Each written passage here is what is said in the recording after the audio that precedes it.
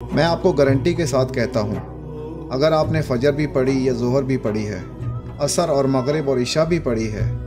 कभी तहज्जुद के वक्त उठकर 2 रकात फिर 2 रकात पढ़कर आंसू बहाकर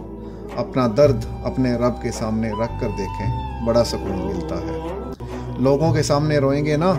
ये आपके आंसू की कदर नहीं करेंगे, ये आपका मजाक उड़ाएंगे,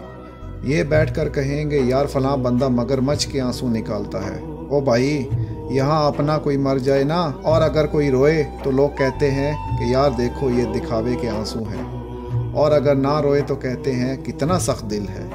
लेकिन रब्बल काबा की कसम, कभी तन्हाई में रात को, ये मैं आप नौजवानों को मशवरा दे रहा हूँ, 1 बजे 2 बजे उठकर वुज़ू करके, जब बिस्तर आपको बाहों में बुला रहा हो, जब नींद आप पर गालिब आ रही है, जिस्म थका हुआ है, उठकर वुज़ू करके ना आप 2 रकात नफल पढ़कर फिर मुसल्ले पे बैठकर रोएं, कहें मालिक बच्चे भूखे हैं, अब किसको बताऊं, मालिक सर पे कर्जा है, अब किसी भाई से भी मांगने जाऊंगा तो वो भी खरी खरी सुना देता है, या अल्लाह कहाँ जाऊं, नौकरी नहीं लग रही, बहन है, माँ है, बूढ़ा बाबा है, कहाँ जाऊं। ओ भाई, दर्द सुनाना है तो रब को सुनाए ना,